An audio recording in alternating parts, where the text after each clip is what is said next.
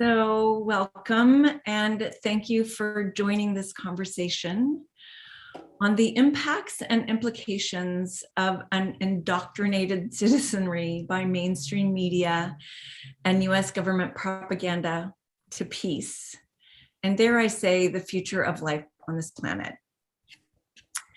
As Abby was just mentioning, as I told her how many people were coming, you know, right now we need to be together and supporting each other and listening to sanity, as it really is, I feel like, a suck into madness. So thank you for being here with us.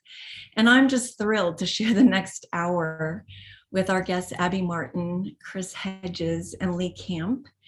And I'm deeply, deeply grateful for their time here today and for all the time they devote to unmasking the fire hose of lies and propaganda we are fed each day.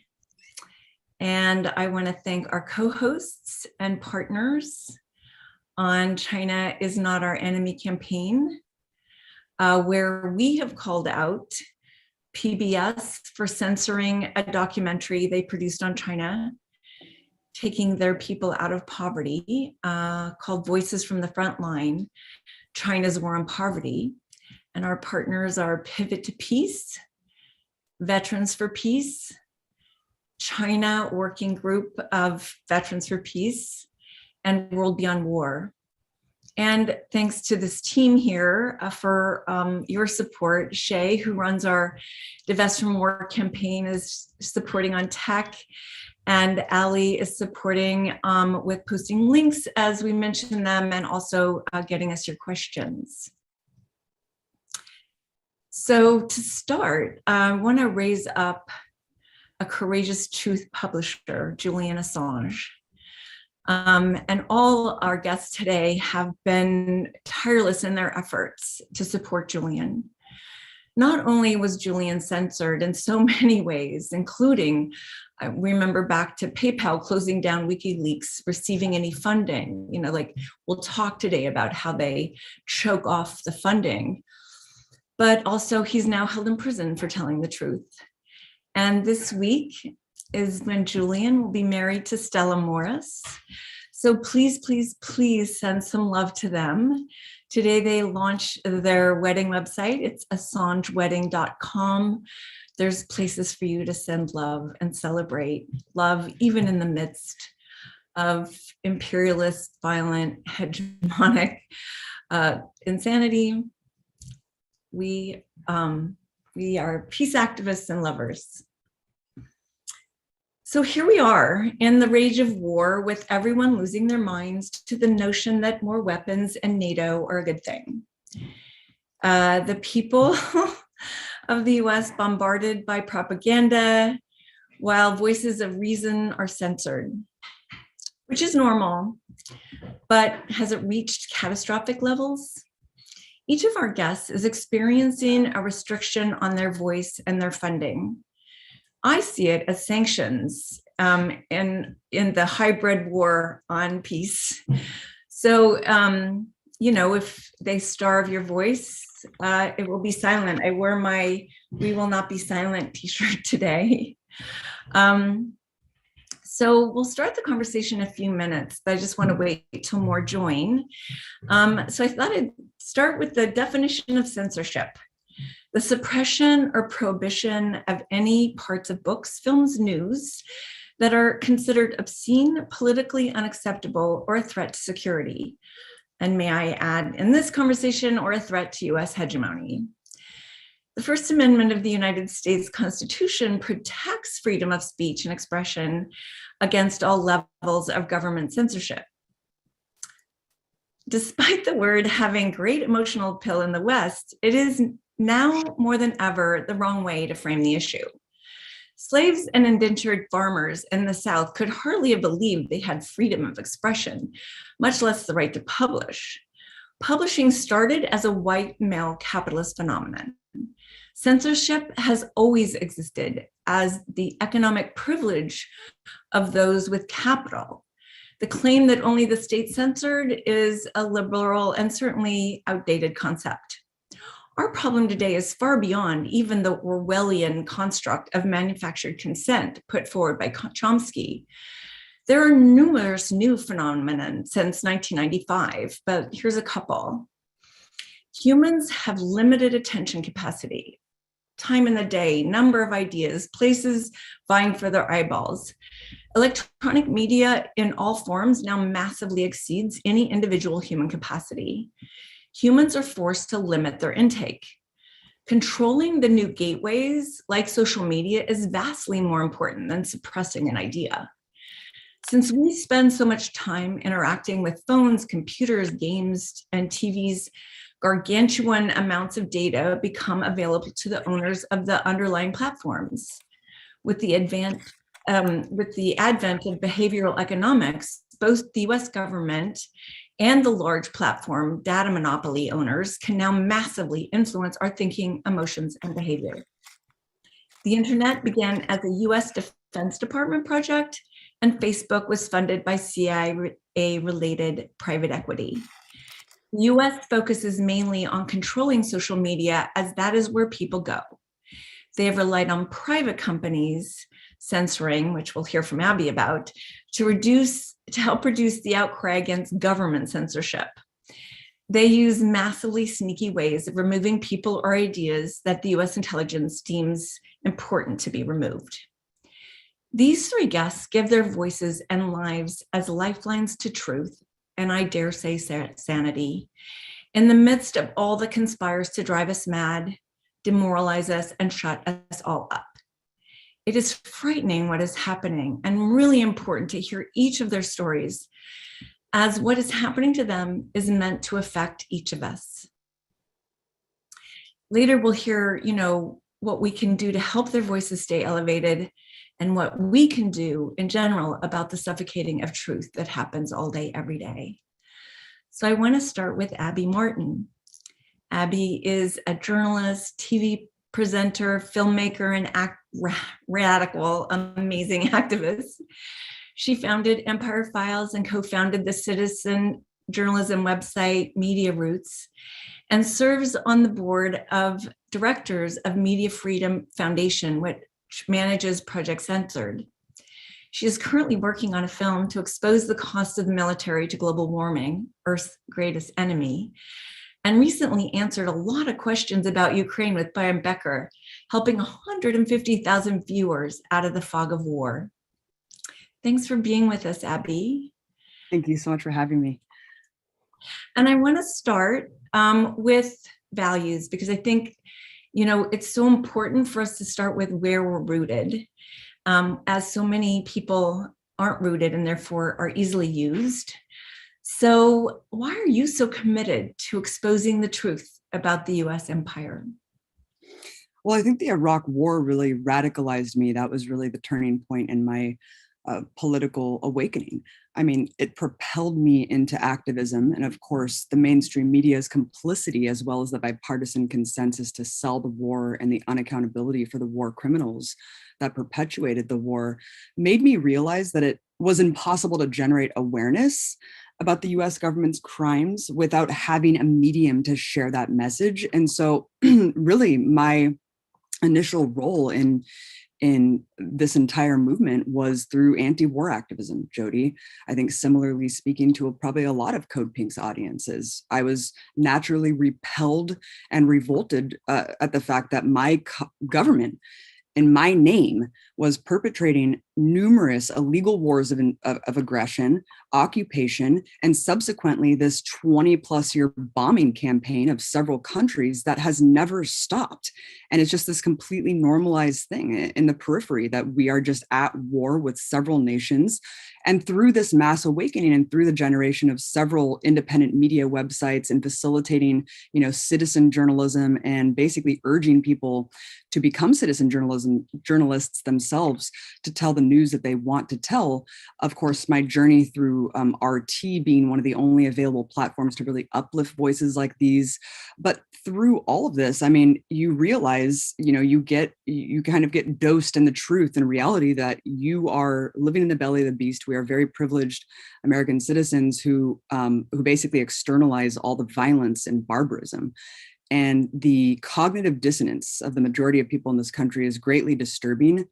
And really, this Ukraine war hysteria and war drive really makes you realize that the media is just absolutely complicit in telling people what they should care about, and really prioritizing conflicts over others. And as Chris Hedges so aptly says, what victims are worthy and which are unworthy. And, as peace-loving people and as anti-war activists, I think first and foremost, we have moral consistency and our values are consistent.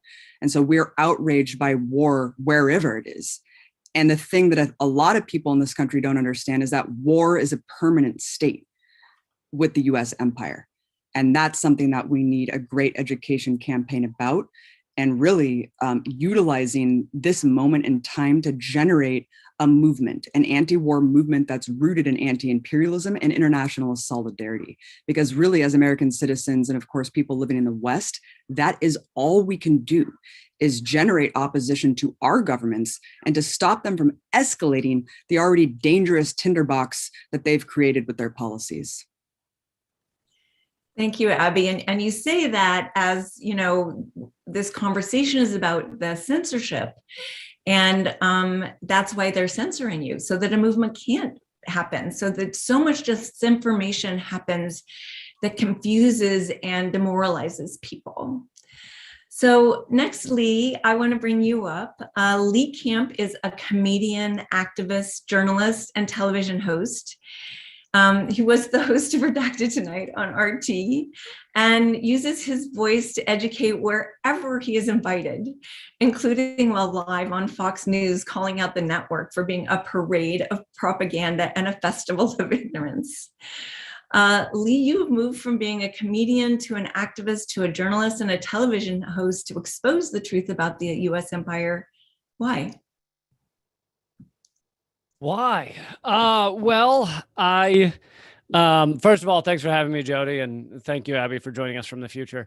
I just wanted to be a stand-up comedian, and I was doing stand-up comedy, and I started writing comedy when I was 12, started performing at 17, and it was nothing that political. I wasn't that political. But two things happened mainly after college, because I think most people that end up becoming informed get their education after college or without college.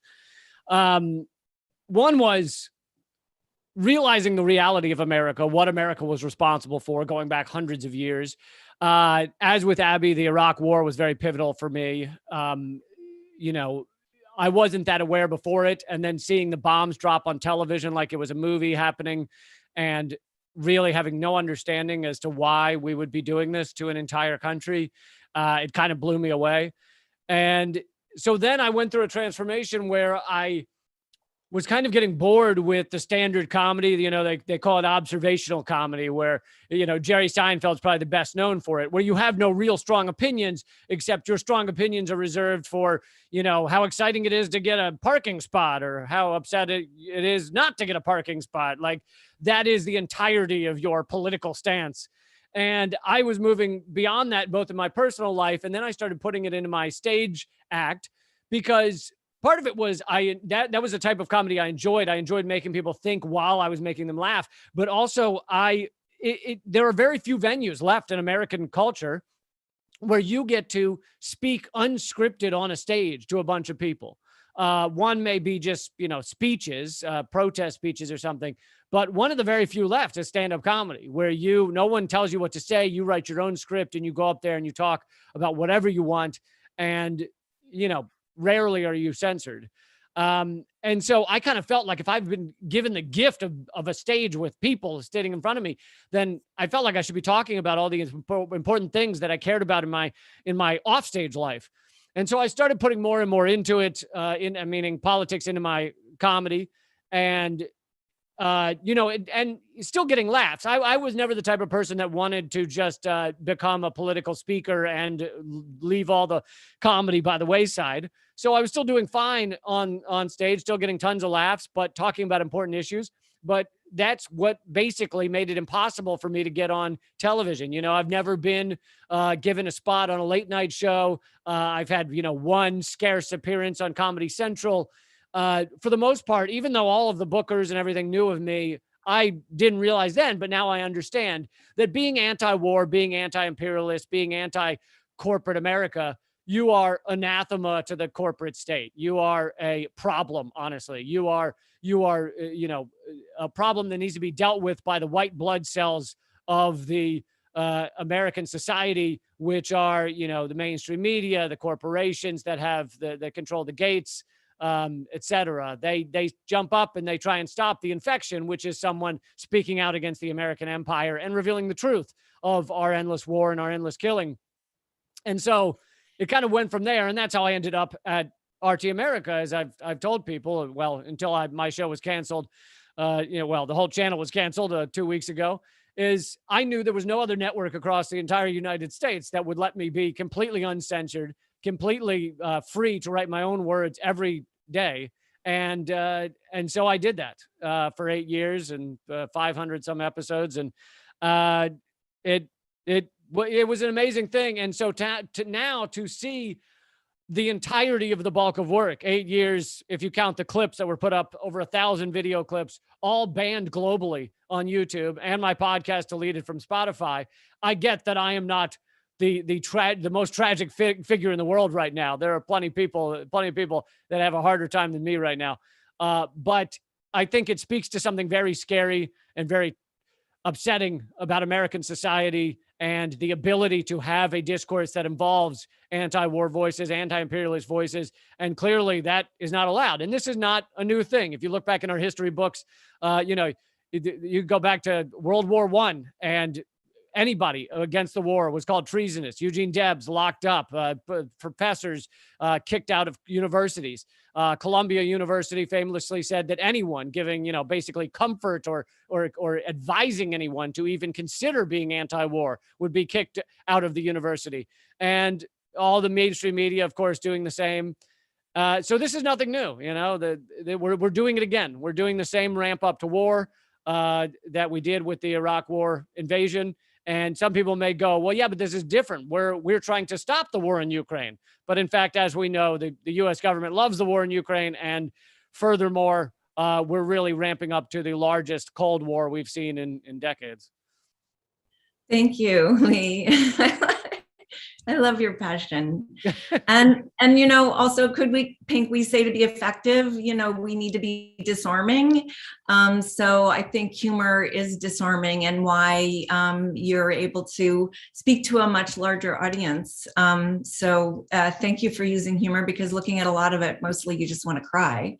That's true. So next I want to bring up Chris Hedges. Chris is a journalist, Presbyterian minister, political commentator, and author, and was a former reporter for the New York Times, but, as a critic of US imperialism, not allowed in the New York Times. I have to say, I've borne witness to the silencing of Chris's voice over the past 20 years. I want to just the deepest gratitude for Chris, that he never loses his heart or his passion. Matter of fact, I want to say it gets just stronger and more searing, because people been trying to shut Chris down for a very long time. And, for the last few weeks, he's been writing with a fury. You can find him on Salon, Sheer Post, The Daily Post, the Daily Beast, Mint Press, and now on Substack, where he's turned to find the support he needs to live. But, Chris, this isn't new for you. And, but, why for this audience are you so committed to exposing the truth around the violent US empire? Well, it's personal, because I spent 20 years on the outer reaches of empire. I covered the wars in Central America, particularly El Salvador and Nicaragua, for 5 years. I spent 7 years in the Middle East, months of my life in Gaza. In fact, covered the civil war in Yemen, Algeria, the first Gulf War, the Kurds. So it has a kind of visceral, emotional power that it makes me angry. Anybody who's not angry after leaving Gaza, I know Jody, you've been there several times, doesn't have a heart. And so that suffering that we carry out, the violence that we use to subjugate, these aren't abstractions to me. I've seen them. Journalists, especially during the war in El Salvador, were targets of the Reagan administration. Anyone who seeks to report honestly about the Palestinians, and Abby's done some good work on this, you are immediately thrust into the wilderness. But I think it's because of those relationships, because I've watched it, I've watched the lies, I've been in refugee camps in Gaza, listening to the IDF, the Israeli Defense Force, talk about surgical strikes against bomb makers, and the whole block is blown away. I can see the bodies of the children. So I think those experiences give you not only an understanding of what empire is, and empire is really the external expression of white supremacy. I was with the Marine Corps in the first Gulf War as a reporter. The whole language that soldiers and Marines use to describe Iraqis or anyone else in the Middle East is racist. It's about objectification and dehumanization, which is always, as Primo Levi understood, the prerequisite before the real killing begins. So I think because as a reporter for many, many years, I was writing on the mechanics of empire and juxtaposing the reality on the ground with the lies that empire told about itself, and that unfortunately are amplified quite effectively back in the United States by courtiers on CNN and MSNBC and anywhere else,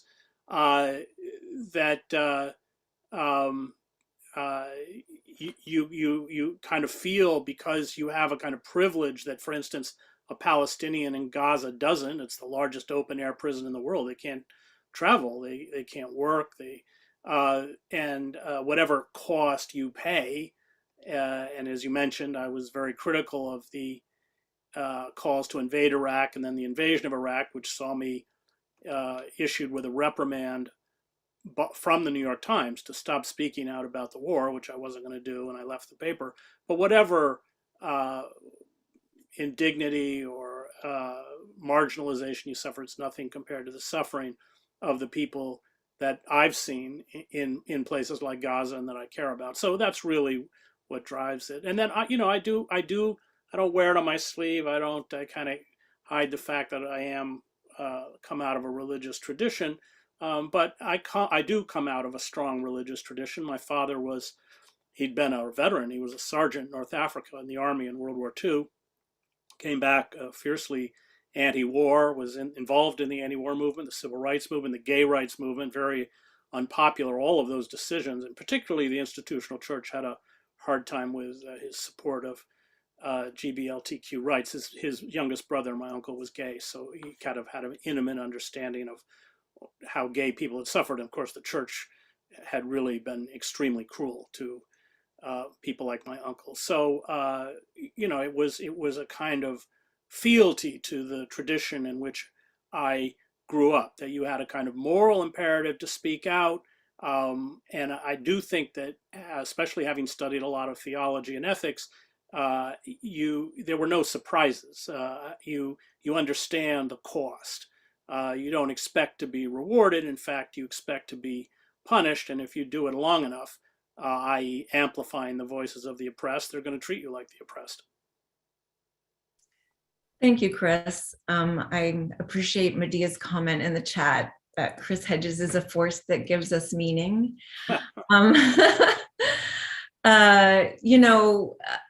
We've heard from three of you your three different experiences, but I think at the heart of each of you is empathy, and is compassion, and is the outrage that happens when you watch the violence of lies and the violence of the US empire. So now I want to go back in the same order, starting with Abby. Now let us know like what's happening to you right now, because and maybe a little bit of like, is it different from the past because you've had this experience, and you know what it's like for people who want you to shut up. But what is your experience now, and what are your heightened concerns, if there are any? Yeah, I mean, I have the unique distinction of having this happen twice. First, I had to shut down Empire Files due to sanctions on Venezuela. Well, actually, no, Chris, you share my experience. Yes, you went through the exact same thing. I followed right behind you. You went the opposite way, where you went to RT because our only other capacity to do this kind of journalism was already shut down through the coup in Venezuela. And I had a show on Telesaur, as you did. Exactly. So Chris and I are in the same boat. Really, Jody, it's extremely dangerous, the time that we're living in. This is the culmination of a years-long campaign. First, it started with the algorithmic censorship in the wake of the DNI report. This was an intelligence report that was supposed to be the conclusive end-all be-all determination of how Russian propaganda brought us Donald Trump, essentially. What you really saw in this report that was overseen by 17 intelligence agencies was really just kind of a cursory attempt to indict RT for covering things that essentially are forbidden viewpoints in the corporate media. Things like capitalism, alternatives to capitalism, things like third-party candidates. Here we are in this supposed democracy where this was so controversial that it had to be written up into an intelligence report as an example of how shows like mine, specifically calling out Breaking the Set, as sowing discord and fomenting radical discontent on our airwaves. So really what the DNI report showed was that this is not about Russian propaganda. This is not about lifting up Putin or his narratives. This is simply about covering things that the corporate media failed to do on an institutional and systemic level. And that is why RT was so dangerous. And that's really why it had to be shut down.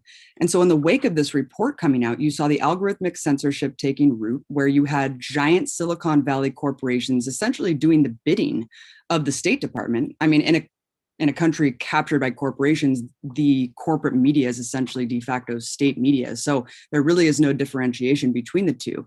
And so Silicon Valley acted accordingly. They preemptively changed the algorithm on all of these websites. And so basically every anti-war outlet that was doing really important journalism in a post 9/11 world got completely constrained, backpaged into oblivion. They just simply weren't found or searchable anymore unless you already knew that they existed. So that was the beginning wave. And then it just continued to happen, where you had the sinister state media labeling only on selective media outlets. Of course, ding, ding, ding, the outlets that are not, US empire allies and junior collaborators around the world. So it was basically China, Iran, Venezuela, and Russia. Very predictable, right? So that started to happen. And then, of course, the FAR registration slapping on Russia-affiliated state media, basically making it completely impossible to operate as a journalist working for Russia Today. So they really made it so that it was untenable to work there, and really untenable for guests to even go on the network. And really all of that was leading us to where we are today, where these media officials and politicians were clamoring to eventually just ban the entire network altogether so they can synchronize the messaging and make it completely uniform to prepare us for exactly the situation that's unfolding right now, where we have wall-to-wall propaganda that's just completely one-sided. And I'm just going to speak for myself. I think that we should have the Russian perspective, especially when everything is being infantilized into a binary of good and evil. I want to know why Putin is doing this, and it's not because he's an evil arch villain in a cartoon movie. There's a very complex geopolitical analysis that I want to understand, and that includes what he is saying and doing. And so to cut us off from what Russia is saying and doing and why they are doing this, why is that? It's because they don't want us to have a diplomatic, solution here. They don't want us to understand exactly why this is happening, how it's happening, because then we can understand how it can be stopped and how the war can end. So they want to treat us like children and basically use censorship as a tool to just infantilize us all and make us bow down to the State Department narratives that we know are inherently untrustworthy. And this is all, of course, in a post 9/11 world where they have proven themselves time and again to toe the State Department line, even if it's a matter of life and death, and especially if it's a matter of life and death when it comes to selling war after war. And what's really terrifying, alongside this suffocating censorship that's now become normalized and even celebrated and applauded by many people, by liberals who want to sanitize the reality of all the things that offer complexities to the situation. It's not binary.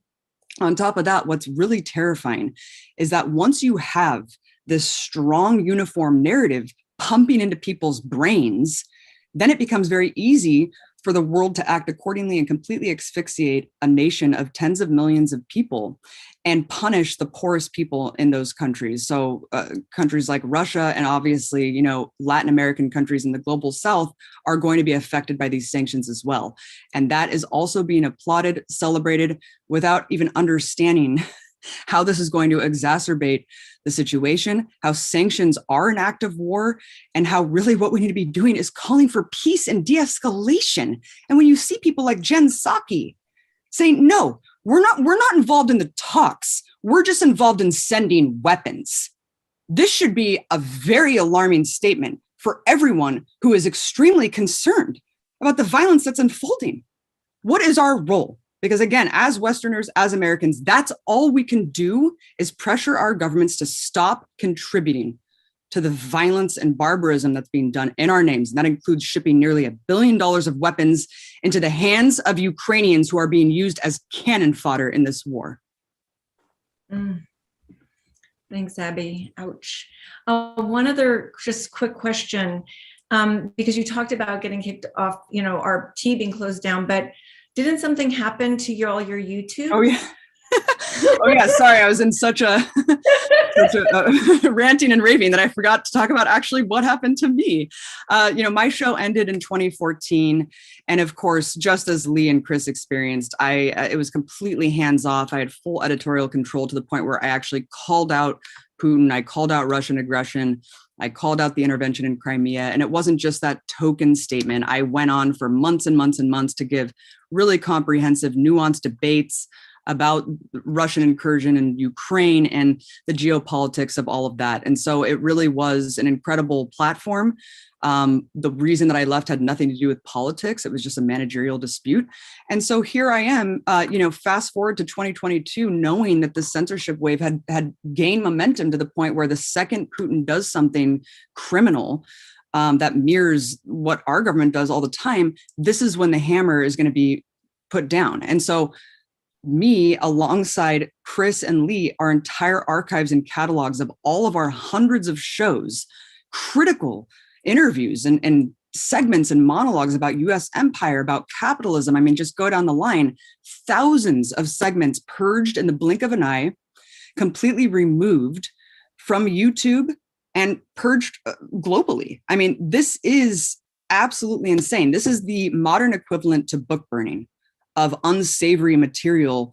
And it's a huge archive of anti-imperialist work that is purged forever from the historical record, memory hold for eternity. And really, that's where we're at, because it just has that affiliation with RT. It doesn't matter the content. And actually, that's exactly why they did it, because they understand very well, based on the DNI report, the very content that they do not want out there, because it challenges what they're trying to do, Jody. Yeah, unfortunately, yes. Thank you. So Lee, you kind of mentioned earlier, the closing down of RT in your experience. If you want to say anything more about that, but also one of the things that I've appreciated you've talked about is the diversity of the team at RT and how you found that different from other shows you've been on. So Abby kind of talked about the freedom of speech that you're given, but if there's anything else you want to talk about being a voice at RT. Well, yeah, I mean, just in terms of the workplace there, it was well over 100 employees, and it was one of the most diverse offices I've I've been in or seen. You know, it was people from many different nationalities, but mostly Americans, but, you know, every race, color and creed. There really wasn't any standard political beliefs or anything. But in terms of, yeah, what's been happening, almost within 3 days of each other. So RT shuts down. So the show's canceled. All of the YouTube videos banned, as Abby mentioned, globally. And then my podcast, Moment of Clarity, also deleted from Spotify.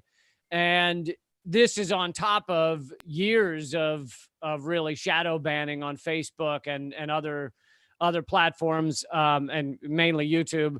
I had one of my biggest platforms was Facebook. I spent probably 10 years, you know, around the center of it was probably around the time of Occupy, building up my Facebook page. It had 330,000 followers.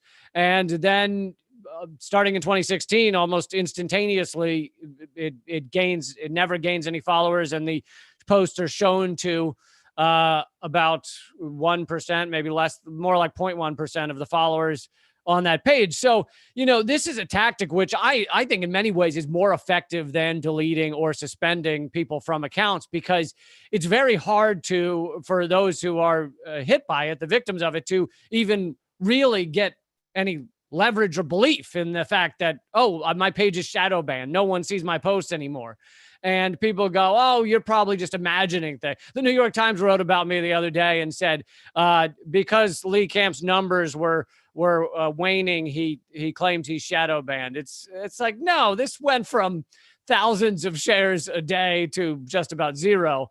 But it's almost more effective, and it's done to, you know, thousands, if not millions of people in one way or another. Maybe mine is a larger example, but, you know, we're put into these filter bubbles, and we think that people are seeing our posts, but, you know, I think it's mainly people that already agree with you. You know, if you look at my Twitter feed, about half of the posts talk about how Julian Assange needs to be freed. And then other people have never heard the name Julian Assange. So it feels a lot like these tools that were supposedly for making people aware, spreading information, have now been used to silo us. And we think we're still getting messages out. And oftentimes it's a room of 1,000 people yelling about Julian Assange while no one outside of that is hearing the message. And obviously, you know, the solution is we must build up the alternatives. I don't think we should just delete all our accounts, because these are still some of the largest tools in the world for creating awareness, even with all of the suppression and the algorithmic suppression. But, you know, I just want to say that, and I don't think this should be anything that surprising, but the truth is they're suppressing us and deleting us and banning us from these platforms because we are dangerous. We do make people aware. We're dangerous to the ruling elite that want to continue this American hegemony forever, and that are willing to kill millions. You know, the estimates now are 6 million have died from our war on terror over the past 20 years, 1 million directly, 5 million indirectly. And so people are dying from these things, and we're making people aware of that fact and aware of alternatives and aware of the truth they're not getting. And, you know, I'll just speak for the other two on the panel here. They were incredibly pivotal in waking me up and giving me opportunities. And, you know, so in that way, they are dangerous. You know, Chris Hedges' books were incredibly important to me in my education and understanding of the way our nation works. And Abby Martin has been incredibly influential to so many, but also I wouldn't have had a TV show without her. So, you know, these people are very dangerous. I'm surprised you even let them be on video here. Thank you so much, Lee. Thank you. For more dangerous voices is what we need.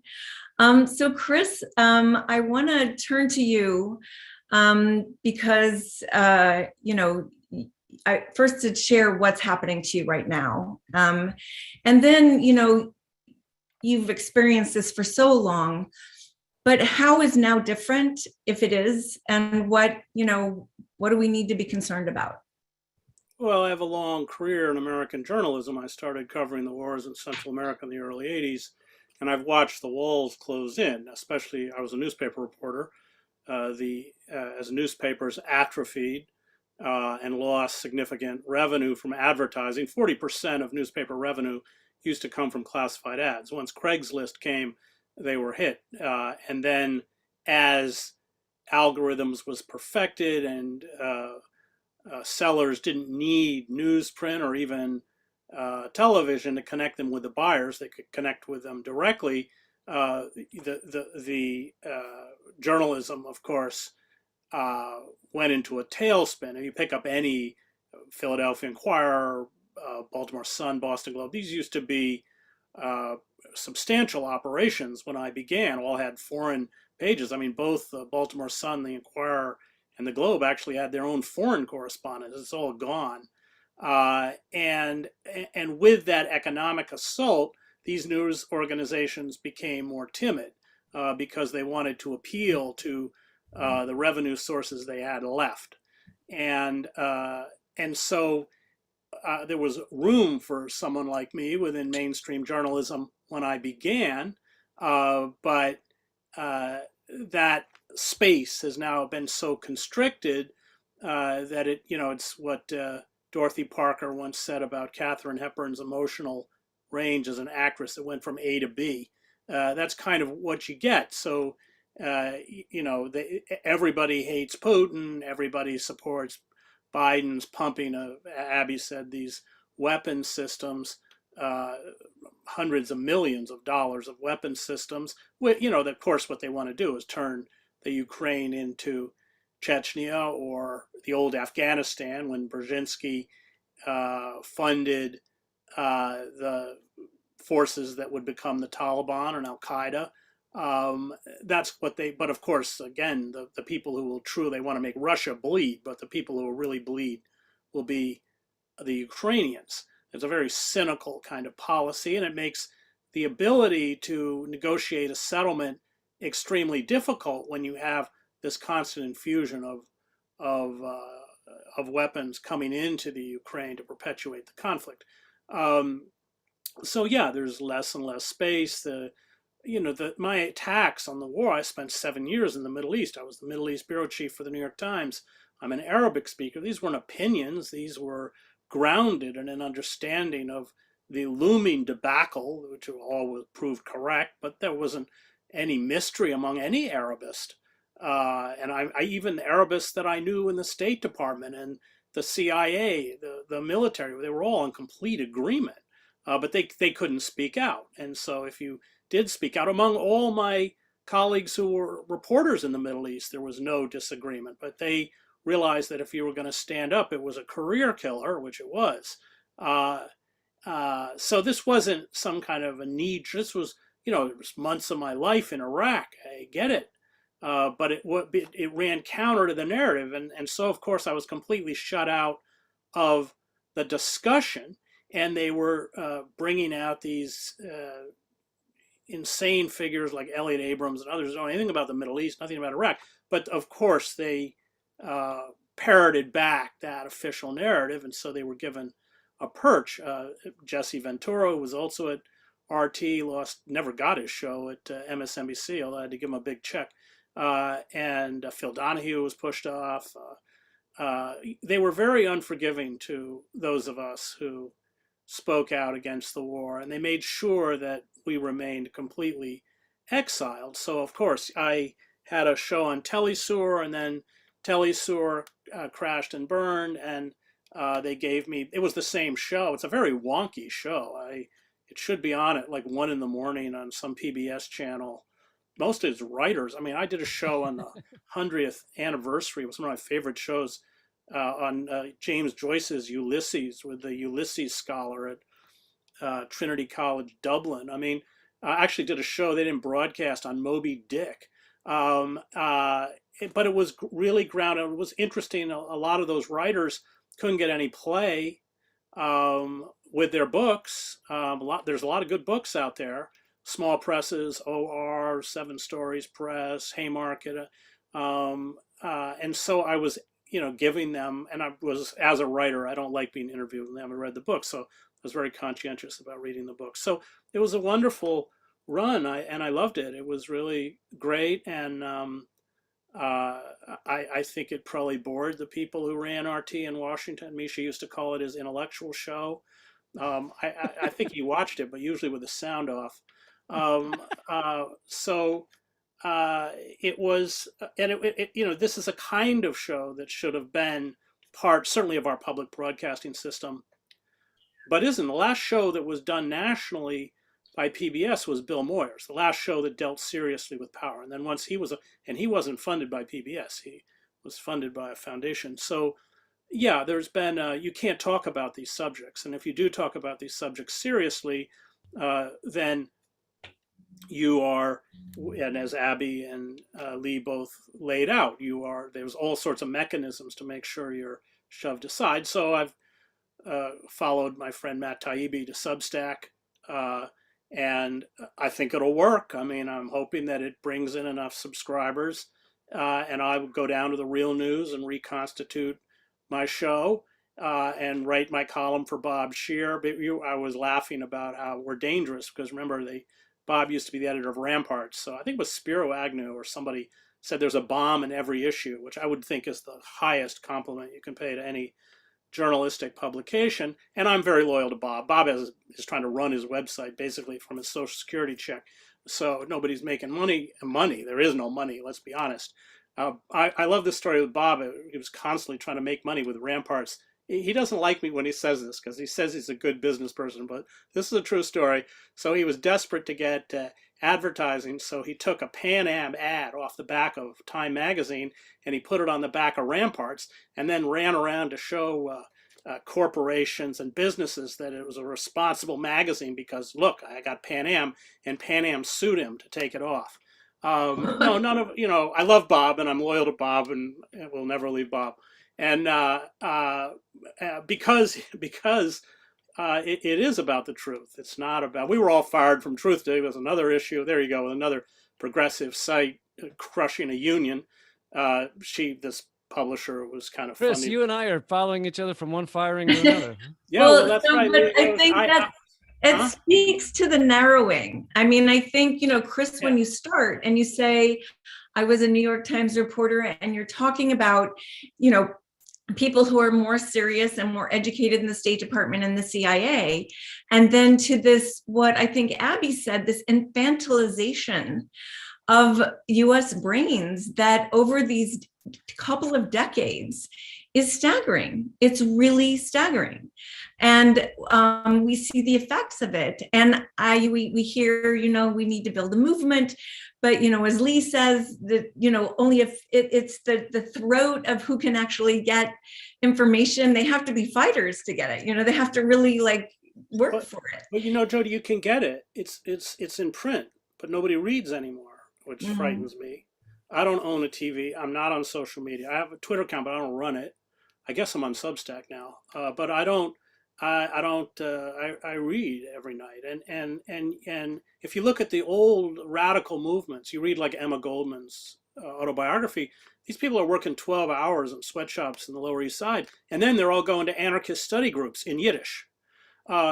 Education is key to. You have to understand systems of power. It's why I teach in a prison, because they don't have access to social media. And I make my students get the TV out of their tier, they actually are in a wing. I mean, these people are so brilliant.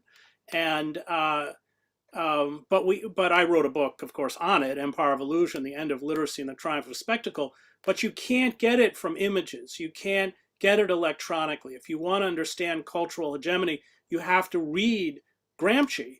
If you want to understand dual consciousness, you have to read Du Bois. You have to remain grounded, and of course it's so tempting and all the dopamine hits, but I think it has had a very pernicious effect, especially on the left, because however well intentioned they are, they're not actually grounded in theory. So Cornel West and Richard Wolff and I had this idea that we would give a talk every year on Marx, which I did not want to do, frankly, with Richard Wolff, but I did, or Du Bois, so Luxemburg we did, Marx, there was another. So, all these figures in the hopes that people would then actually sit down and study, because education is power. When you understand how systems work, when you understand, then you can fight it. And these systems are very good about putting up, all sorts of propaganda to essentially fool you about who they are and how they operate. And they're very, very good at it. I mean, the public relations industry is maybe, after the arms industry, one of the most evil industries in the country. So I think that part of what the left has to do is, because there are great thinkers. I mean, I'm not a Leninist. I'm kind of an anarchist, I guess, but I don't like labels too much. But I read Lenin. I mean, you got to read Lenin, and you got to read Marx. At least the first volume of Capital. You got to read it, and that does give you the weaponry, the intellectual weaponry by which you can then begin, because you understand where the weak points are, you understand why they're doing what they're doing, you understand what they're going to do next, but you're never going to get that off a screen. Chris, thank you. You answered my next question, was where do we go from here? And educate yourself to the systems that we live inside of, which, brings us back to how I started, is where are we grounded? And so we started with your values, and then where are we grounded is how we don't get used, and then how we become valuable to others. And education and political education, so important and so rare. So thank you for that piece, because if we're going to build a movement, it has to be on an understanding of the systems we live inside of. So Abby, I want to turn to you, to our audience that so wants to know, what do we do in the face of this depression, these depressing stories you've just shared with us? It's the end-all be-all question. What do we do as journalists who have experienced the constriction and just the blatant censorship that's happened? And, a lot of people, I'll just say this really quickly. A lot of people have said, YouTube's a private company. They can do whatever they want. Well, yeah, that's technically true, but this is a curtailment that's happening on behalf of the state. And we have to be really honest about that, because when we first joined all of these social media companies and the advent, the proliferation of social media with the initiation of the internet, it was basically painted as this egalitarian thing that all of us could utilize these faculties and basically compete with huge corporate media outlets and stuff like that. And so we did, right? Remember that mantra under Google, don't be evil? Well, I mean, really what they did was just acquiesce, just like every other major corporation, to the whims and desires of whatever the Pentagon wants at the end of the day. And of course, tasking themselves with being the arbiters of what is and what is not reality, what is and what is not truth. It's a very dystopian reality that we have to wade through. But I think critical media literacy is the first and foremost thing that we need to teach ourselves. And of course, people are strapped. I mean, I just read a statistic while Jen Psaki is telling us all to strap up at the gas station and buckle up for the Putin tax for gas prices rising. I just read an article that says that over 60% of Americans now are living paycheck to paycheck. I mean, yeah, it might be easy for people like George Tanaki or Jen Psaki to suck it up and pay more at the gas station, but I don't think that they realize how average Americans are struggling paycheck to paycheck. They can't afford this. And again, that goes back to these grievances that are very prevalent and pervasive across this country. People are suffering. People are dying needlessly because of the structural violence of capitalism. That's not allowed. You are not allowed to see these things on our airwaves. That's why 5 corporations control and constrict everything that we see. So going back to what do we do about it? I think, like Chris said, we need to go back to kind of the old school measures of how organizing worked. Peer-to-peer, meeting up in study groups, teaching these things, right? How do we navigate the reality that we live in today? How are we navigating the propaganda that's coming at us in a very insidious fashion, because they've really perfected the art.